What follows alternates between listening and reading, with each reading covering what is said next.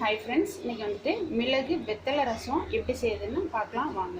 அதுக்கு தேவையான பொருட்கள் 2 வெத்தலை, அந்த தண்டை வந்து கிள்ளி வச்சுருக்கேன், கொத்தமல்லி, கருவேப்பிலை, தேவையான அளவு உப்பு, மஞ்சள் தூள், சீரக மிளகு மிக்சியில் ஃப்ரெஷ்ஷாக அடித்து எடுத்து வச்சுருக்கேன், 2 வரமிளகாய், பெருங்காயத்தூள், இது பூண்டு தட்டி வச்சுருக்கேன். அடுத்து தக்காளி, ஒரு பெரிய தக்காளி கட் பண்ணி வச்சுருக்கேன். தேவையான புளி கரைசல் எடுத்து வச்சுருக்கேன்.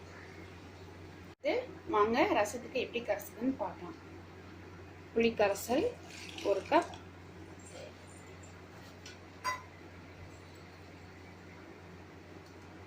தக்காளி,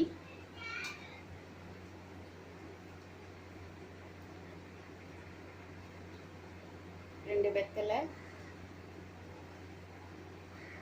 கருவேப்பிலை, கொத்தமல்லி,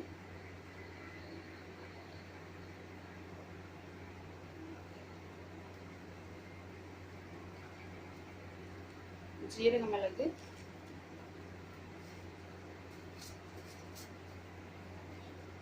மஞ்சள் தூள்,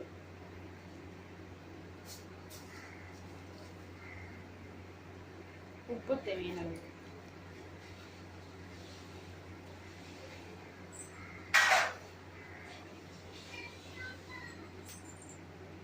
தேவையான அளவு தண்ணி 1 கப்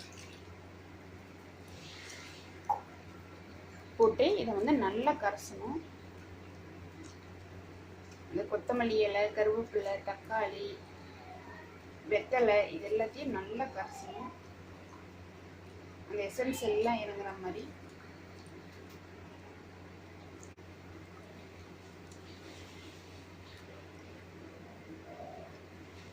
கரைச்சிட்டேன். இப்போ வந்துட்டு இதுலேயே ஒரு கொஞ்சோண்டு ஒரு ட்ராப்ஸ் எடுத்து நாக்கில் ஊற்றி பார்த்தோன்னா உப்பு, ஜீரக மிளகு தெரியும்.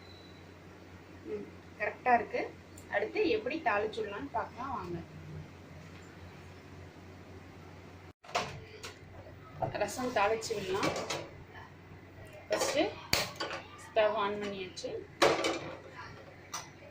கடாயை வச்சாச்சு. கடாயை வந்து சூடேறிட்டு இருக்கு.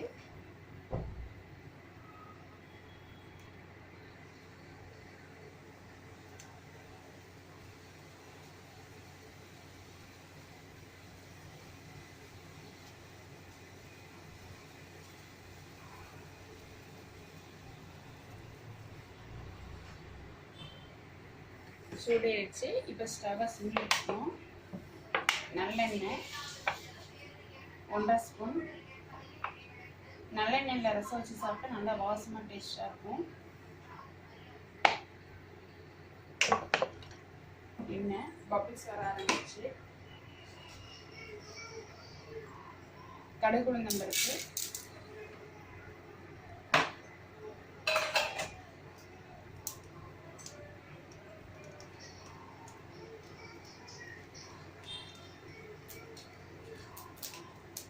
கடுகு பொரிஞ்சிருச்சு. 2 வரமிளகாய், 5 பல் பூண்டு தட்டி வச்சுருக்கேன், ஒரு பிடி பெருங்காயத்தூள்.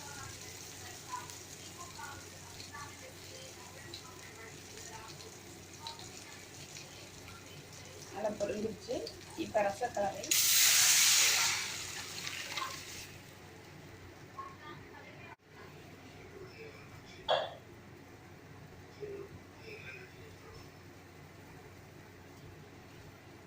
கொதிநிலை வருது. ரசத்துக்கு வந்து ஒரு கொதிநிலை போதுமானது.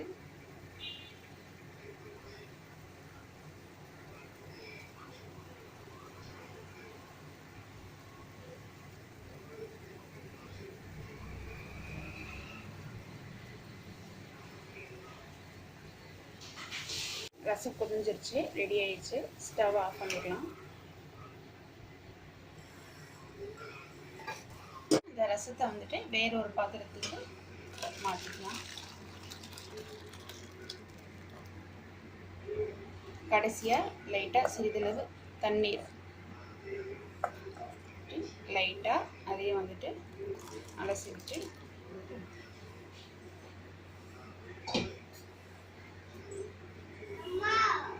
மணமணக்கும். சரி சரி மணமணக்கம் வெத்தலை மிளகு ரசம் ரெடி ஆயிடுச்சு. இந்த மாதிரி சாப்பிட்டீங்க அப்படின்னா வயிறு பிரச்சனைங்கிறதே இருக்காது. செரிமான பிரச்சனை உடனே தீர்வு காண்றோம். செஞ்சு பாருங்கள், சாப்பிட்டு பாருங்கள். ஓகே, தேங்க்யூ, பாய்.